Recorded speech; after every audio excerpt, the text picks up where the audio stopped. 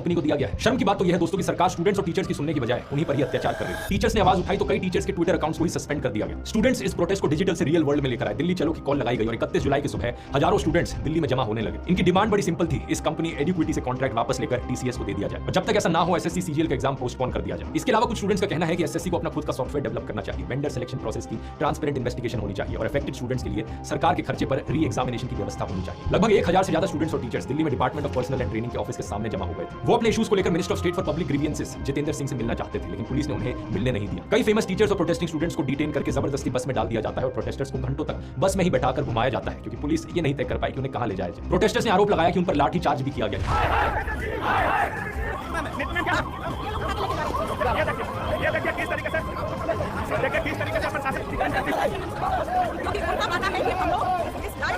कि हम लोग बच्चों की आवाज उठा सकें। 31 जुलाई की देर रात को सभी टीचर्स और स्टूडेंट्स को छोड़ दिया जाता है और रिलीज होने के बाद टीचर्स ने कहा कि वो सालों से स्टूडेंट्स को पढ़ा रहे हैं, लेकिन आज पहली बार उन्हें एक क्रिमिनल की तरह ट्रीट किया गया। इस पूरे मामले में सरकार बिल्कुल चुप रही है। Leader of opposition Rahul Gandhi ने ट्विटर पर पोस्ट करके इसे मोदी सरकार का फेलियर बताया है। लेकिन बात यह है दोस्तों कि ये प्रोटेस्ट सिर्फ एक एग्जाम के बारे में नहीं है। पिछले कुछ सालों में कितने प्रोटेस्ट हुए हैं एग्जाम इरेगुलरिटीज को लेकर, आप भी शॉक रह जाएंगे जानकर। यूपीएससी में पेपर लीक्स, बैंकिंग में आईबीपीएस स्कैम्स, रेलवेज में आरआरबी प्रोटेस्ट, हर जगह यही हाल है। देश का पूरा रिक्रूटमेंट सिस्टम यहां पर कोलैप्स कर रहा है और सरकार से जॉब्स की मांग करना तो छोड़ो, जो एग्जिस्टिंग जॉब्स हैं उनके लिए भी एक फेयर सिस्टम नहीं दे पा रही है सरकार। इतनी नाकाम सरकार शायद ही देश के इतिहास में पहले कभी देखी गई है। मैं सरकार से कहना चाहूंगा अगर थोड़ी सी भी शर्म बची है, एक सिंपल सी डिमांड है स्टूडेंट्स की, उसे फुलफिल कर दो। एक कंपनी से कॉन्ट्रैक्ट वापस लेकर उस पुरानी कंपनी को ही तो देना है, कौन सा यहां पर बड़ा नुकसान हो जाएगा। कायदे से यहां पर आपको एसएससी से खुद का सॉफ्टवेयर डेवलप करवाना चाहिए, जो कि कोई मुश्किल काम नहीं है। एक बार ये हो जाए ढंग से तो सरकार के खुद के भी पैसे बचेंगे, लेकिन इतनी एक्सपेक्टेशंस आपसे रखना मुश्किल लगता है तो एक सिंपल सी चीज कर दो, उस कंपनी से कॉन्ट्रैक्ट वापस ले लो। और ये जो दिक्कतें स्टूडेंट्स को झेलनी पड़ी है, सरकार के खर्चे पर री एग्जाम की व्यवस्था करा दो। याद रख लो यही स्टूडेंट्स देश का फ्यूचर है, कल को अपना ये वोट भी इसी चीज को देखकर तय करेंगे।